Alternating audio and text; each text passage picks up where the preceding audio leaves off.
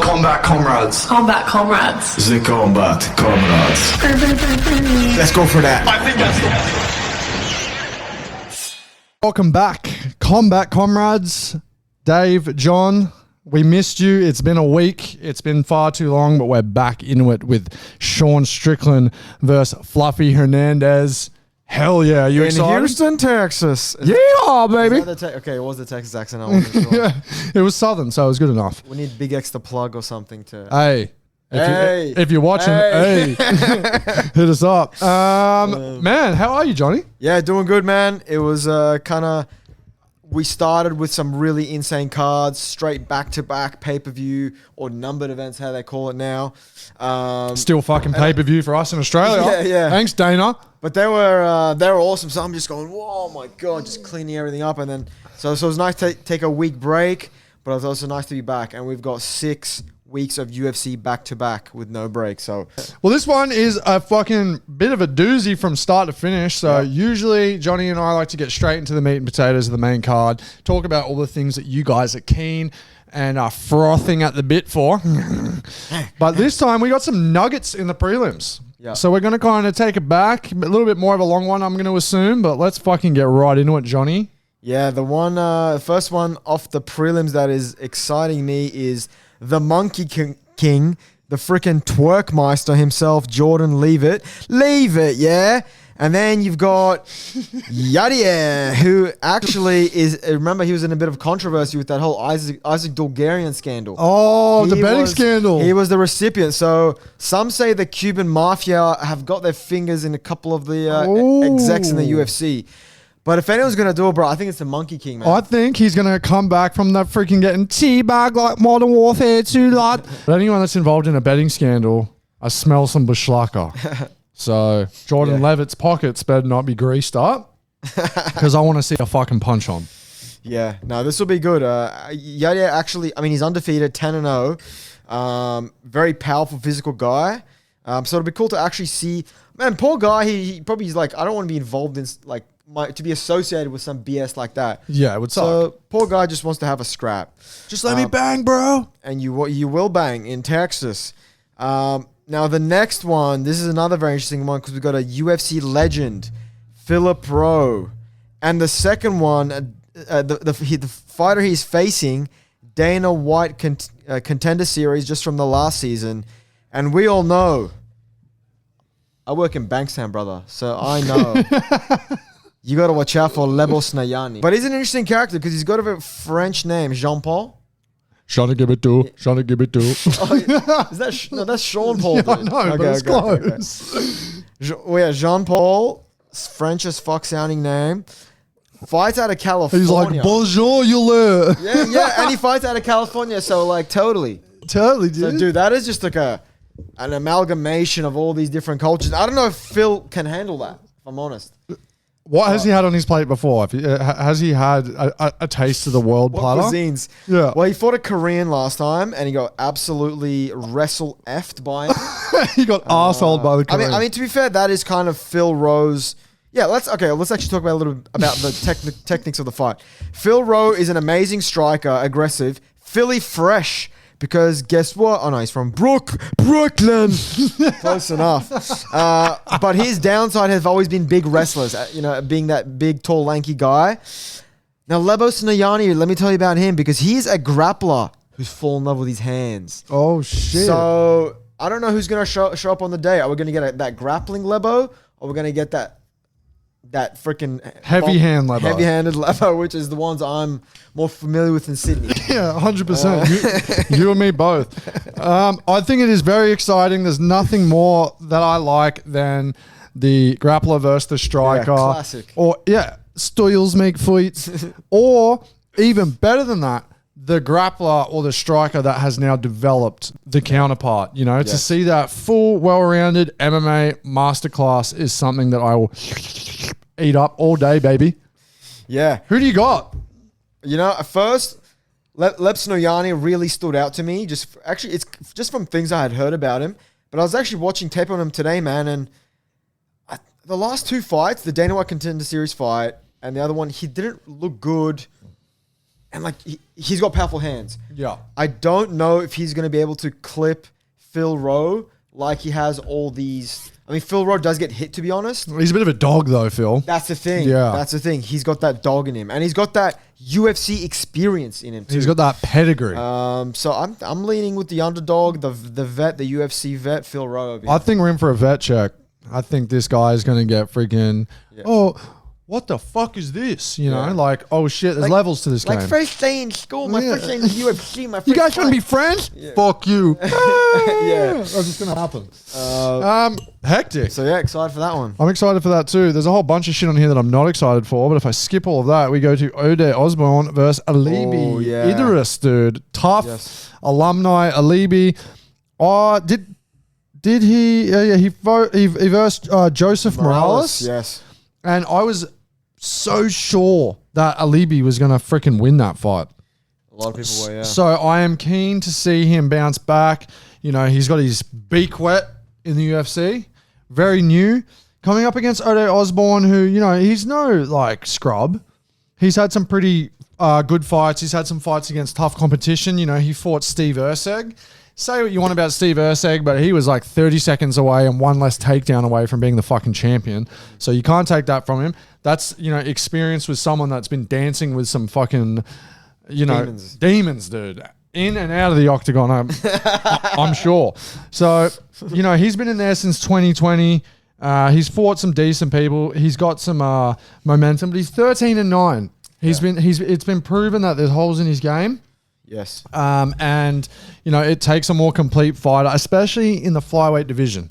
You can only get away with so much in divisions like this as opposed to heavyweight, where you can have like the Tai Tuivasas and the, you know, other blobs that just fucking destroy people with the heavy hands. You don't get away with that shit too much in flyweight. Unless your name's Kai Kara France. He kind of was the heavy-handed demon of that division for a while, but I don't see that with Ode, and for that reason, I'm locking in Alibi.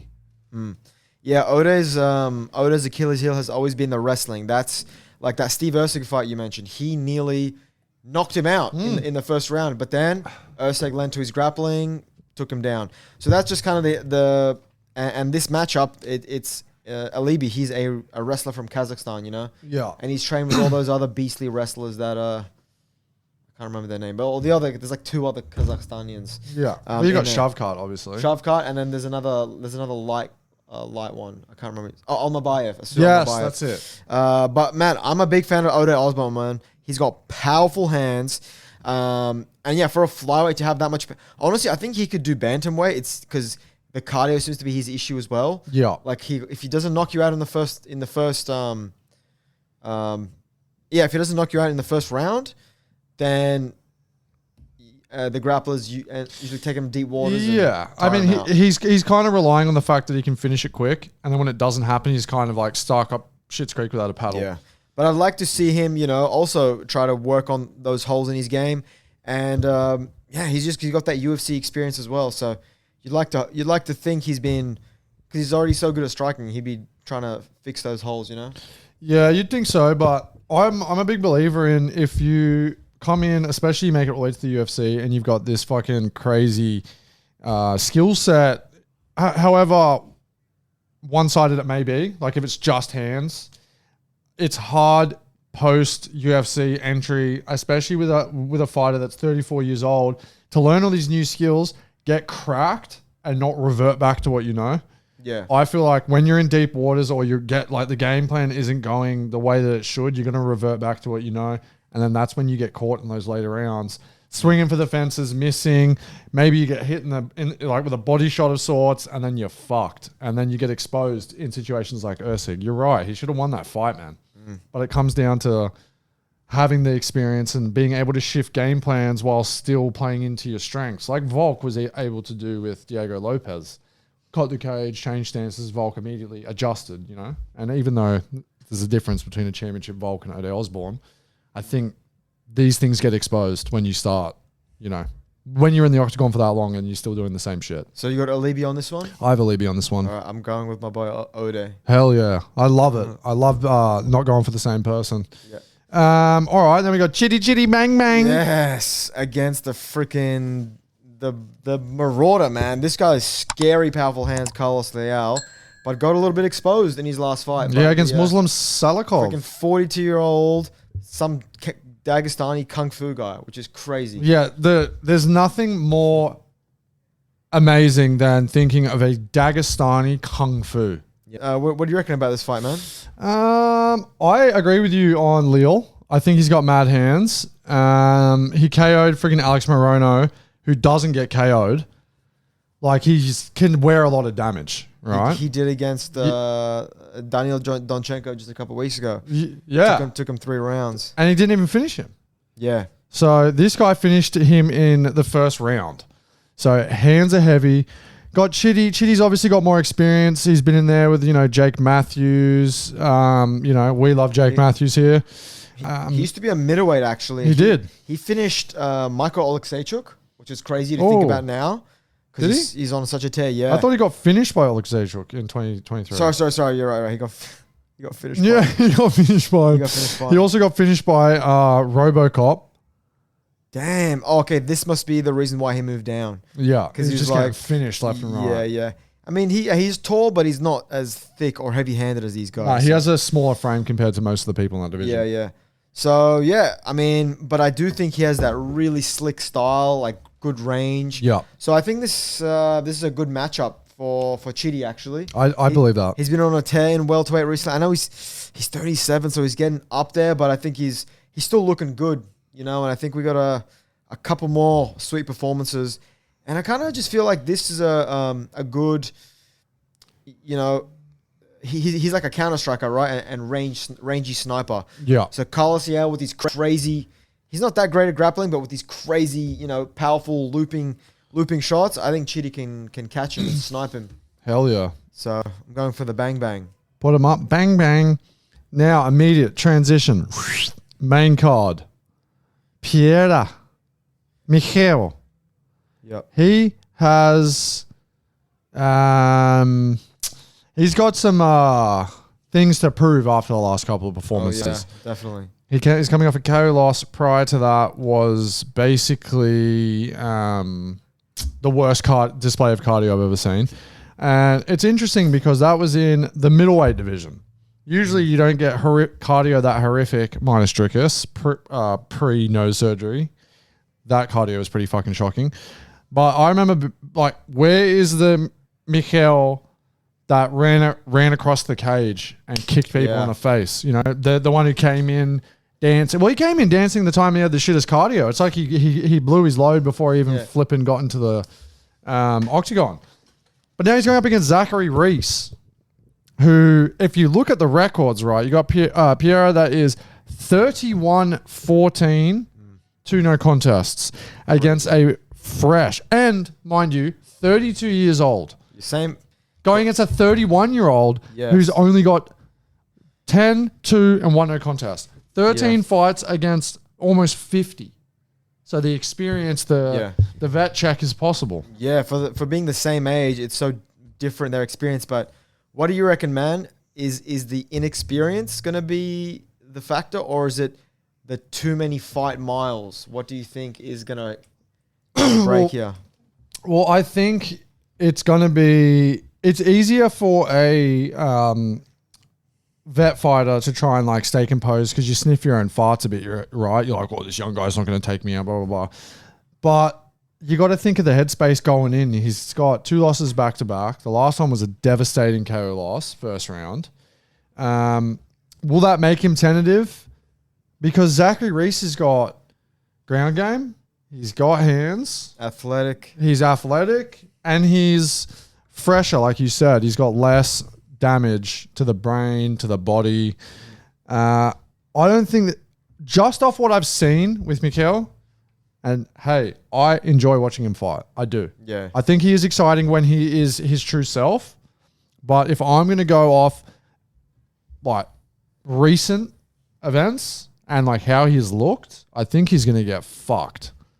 However, if there was something going on in his personal life, whatever it may be, we don't know everything, and he's going to be back to his old self, I think we're in for a fucking good fight, especially to start off the main card. Yeah. Yeah, man, it'd be crazy if something.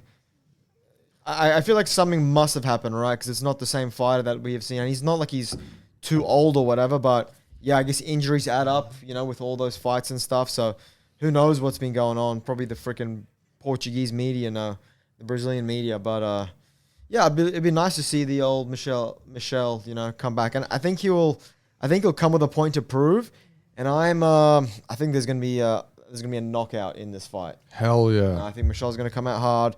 Zachary, he always he matches that energy. Yeah, so yeah. I think it's gonna be a finish in this fight.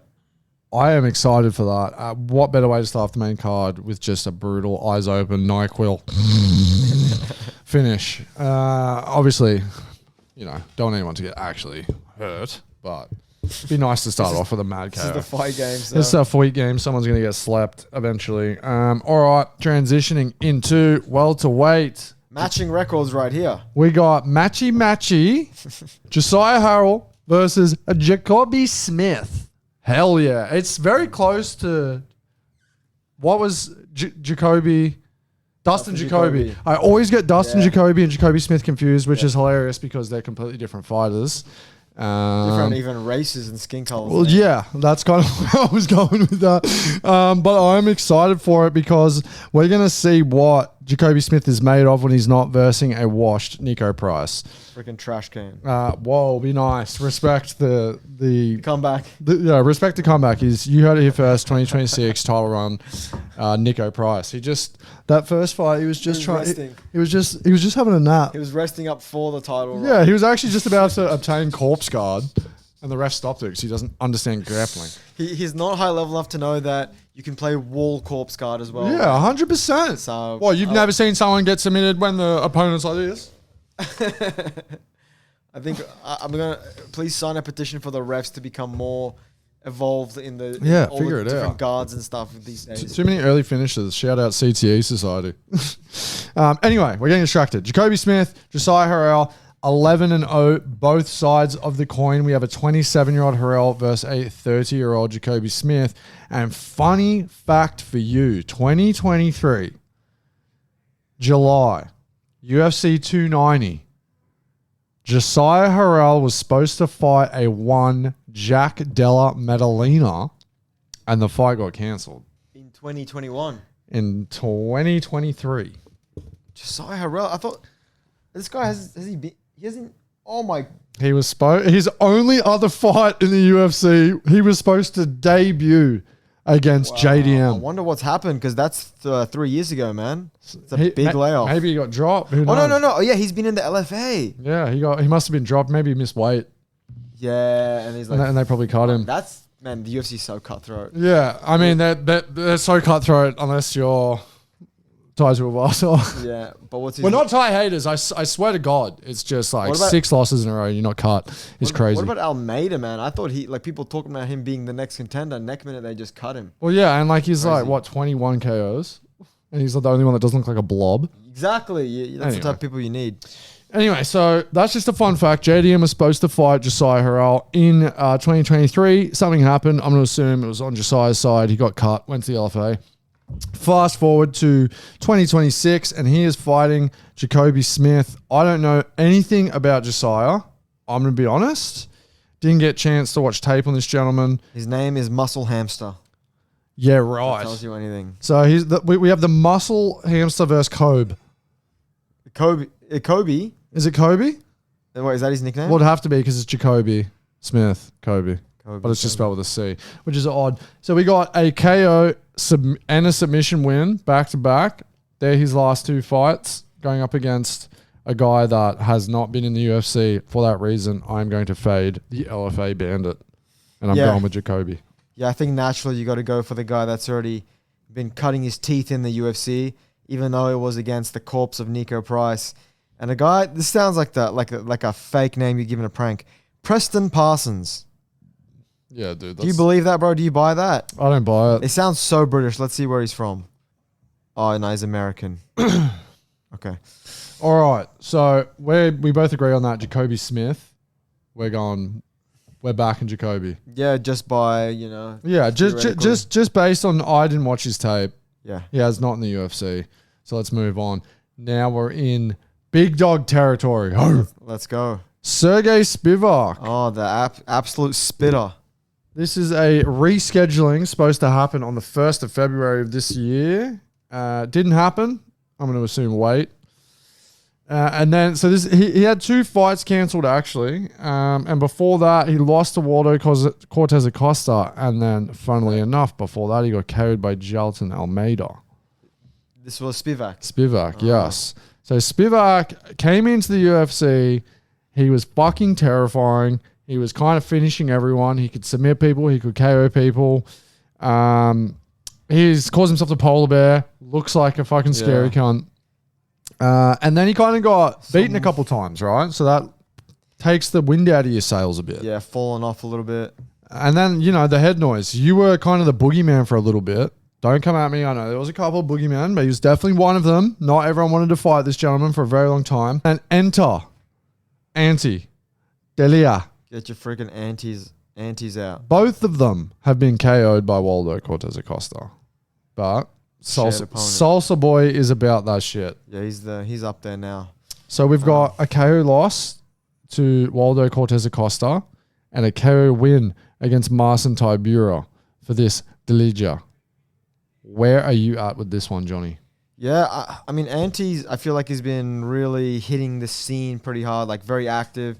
He's come back to the UFC and really wants to make a name, whereas Spivak's been there for a while, and I think he's just kind of, seems like he's on a title run or anything. Yeah. It seems like Ante wants it more, but yeah, man, Spivak just has more of that high level experience, and he could have just been having a bit of an off year, but I see in his most recent Instagram, he's been getting the gi back on, so he's been getting his judo throws, and I think that's the way to do it against Ante. He's got those dangerous strikes. So yeah, you don't want to just rely on your hands all the time. Especially there's always going to be a bigger fish. There's always going to be a threat, and to go in there and trade, you're always going to open yourself up. One limb goes out. Every single time you're exposed somewhere. You can only your job striking is to try and mitigate the damage as much as possible. But if you're throwing them, your chin's open to get hit. So if you can throw in judo, trips, you can throw in some jiu-jitsu, some wrestling, anything. Dirty boxing up against the fence, do it, Otherwise, you're going to end up like you were in the last few outings, getting slapped. Yeah, this is it's actually the only heavyweight fight on this card. Well, after the last recent fucking heavyweight performances, I don't really want to see a heavyweight fight for a minute. So I'm not even mad about that. Fucking depressing. Well, the next one, get your freaking milkshakes out. My milkshake brings out the boys to the yard and they're like, its name is Costa. It's our friggin' boy, Milky. I know it's Melky Zaya, but we call him Milky Costa. He's got that milky complexion and he's got that milky style. I don't know what a milky style would be. It's just fucking sticky when dry. Just rotting. But he's looked, man, I've been impressed by this kid. Started last year. I only discovered him started last year, even though he's been here for a while. He came off a couple of losses, but last year he had an absolute blinder. I think it was 4 wins. And he's been head kick knocking out Charrier, choking out Andre Feely. So he had an absolute blinder. And Dan Ige, he's, I think they're similar age. No, Dan Ige is a bit older, 34, but he's been there for ages. Yeah, right. 19-10 record. So 50K Ige though. I mean, a lot of those losses, he takes these short notice fights for a big paycheck, and it doesn't pan out for him. His most recent one, right? Was it last year? He did against. Oh, it's Pitbull. He looked horrible against him. No, did he step in for was it Lopez or Lerone Murphy? He stepped in he fought Lopez. Yeah, he fought both of those people, but one of them it was he weighed in with 5 minutes to go. He was getting a massage 3 hours before that. That was against Lopez. Yeah. So you have to take some of those losses with a pinch of salt, I think, because his record doesn't look great. Yeah, but you take a fight on hours' notice, it's gonna be it's going to be rough when you're going up against the likes of Diego Lopez, Lerone Murphy. For me, the problem with Dan is more just the way he goes about the fight. it seems like he coasts for so long. He's like Cheeto. Yeah, no urgency. Exactly, and like I don't get the name 50K, right? Like he had that one recent good knockout of Sean Woodson, but yeah, he kind of just like coasts. And Melky's pretty slick, man. I don't know if he'll be able to, catch him super easy. And yeah, man. I think Milky is hot right now. He's on a rocket ship. It's a hot milk. He's basically a hot Milo on a winter's morning right now. Slaps. Yeah. Loved by everyone. Yeah. Questioned by no one. And ready to take no prisoners. Fucking 2025, this gentleman went 3 for 3, with one of them being a KO against Morgan Charrier.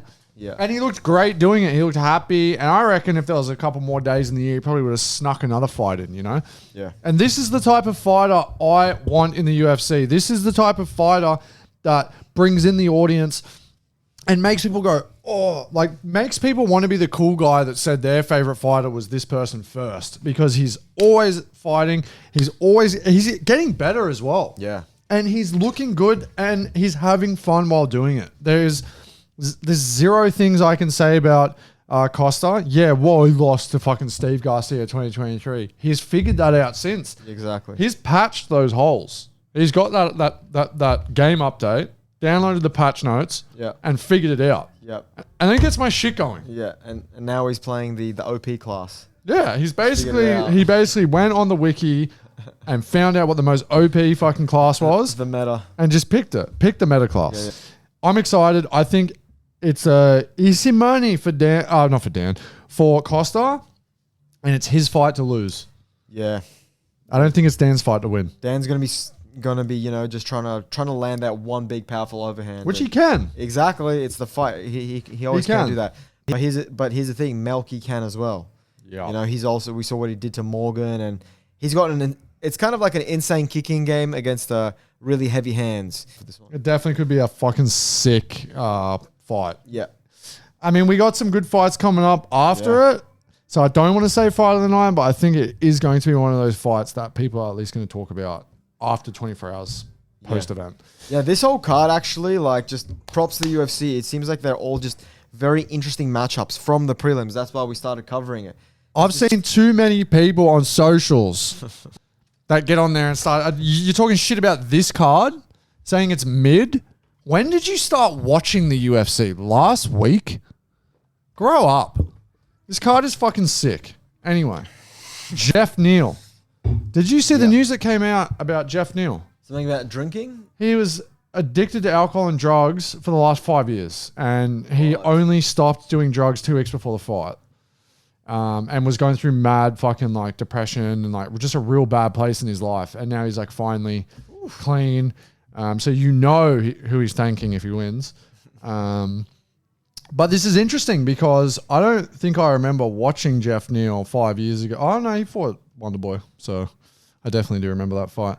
But he's just one of those guys where every time you see him on a card, you're like, oh, fucking Jeff Neal. Yeah, he's a pretty...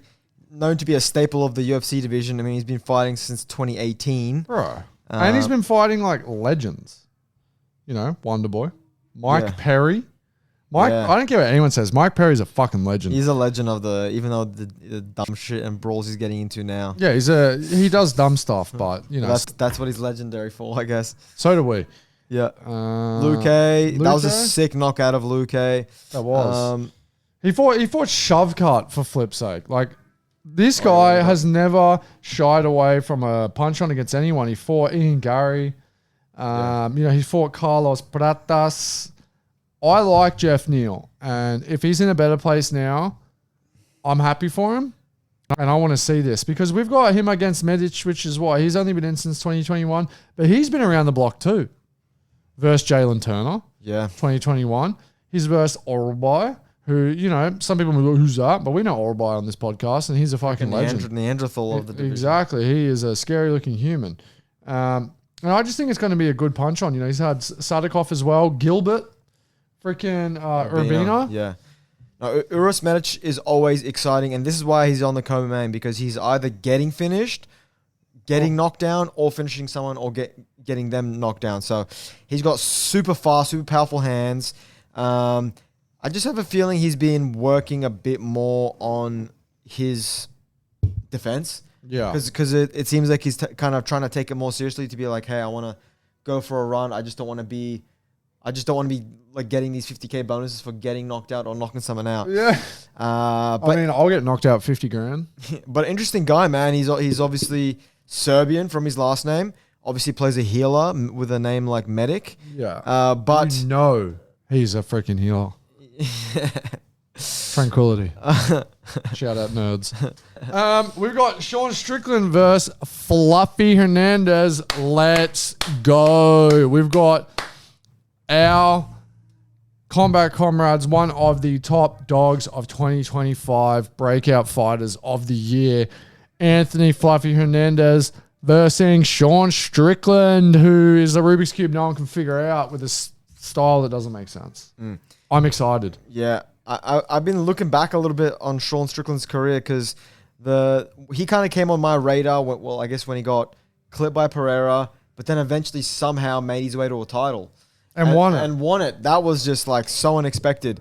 But before that, he was actually wrestling. He was like fighting so much different than what we saw in the DDP fight. And from what I've been seeing, just, when you study all these different athletes, like they just seem to always go through these, I guess, phases, right? Where they're like doing, and then they just kind of get flat and they just don't have that spark. Yeah. And I think Strickland kind of lost that spark during that, with the DDP second fight, because, and the Paulo Costa fight. Those two were just like, when you saw him, just be like, what are you doing, man? Yeah, like why? If you don't want to be here, don't be here. Yeah. So it's interesting to see where his head's at. Because I heard an interview with him and he was saying how he's like, I got a family now, I want to. Are you just doing it to make money, or does he want to actually try to, go for a run to the title? Some cool inside information I heard was the guy that Hernandez walked through last, Dolice, he actually trains at Strickland's gym, and he apparently like fucked his back up and couldn't grapple for like a couple weeks before the fight. So from their camp's perspective, they're like, of course they'd say that. Everyone thinks that Fluffy, like, not a fraud, but like we saw what he did to Dolice. He fucking dog walked him. It was like a little. He made him look like shit. It looked like a man versus a boy. And of course your gym's going to say that, bro. So yeah, but I mean, they obviously, whether it's true or not, he feels confidence from that, right? In knowing that, and he feels that his wrestling can match. So I want to see that. I want to see this American wrestling against. We're gonna bleed for you guys. Proceeds to throw fucking 4 jabs and a teep kick. I'm not falling for sure. Yeah, I'm not falling for the allure of Sean Strickland anymore. I just want to see. I'm fading the fuck out of him. I think Sean Strickland has taken the time off after he got married. That's why he took time off. Well, and after that loss to DDP as well, like that was embarrassing. Yeah, imagine losing to DDP. That was embarrassing that way. And yeah, I remember a lot of controversy about like his corner. I'm pretty sure he was like yelling at him. Like, yeah, it was bad. Because Strickland doesn't seem like the most receptive kind of guy, right? No. But they're back together. The thing is, man, he takes so much damage in the gym as well. Yeah. Like, we hear about these legendary wars that he's having. So you got to wonder how real are these wars in the gym though? Because he talks about going to war every fight and he just fucking.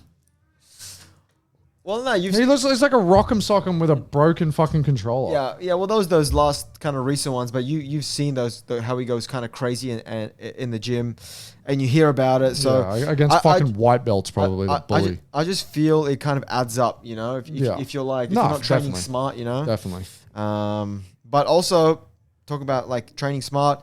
Hernandez is pretty injury prone, man.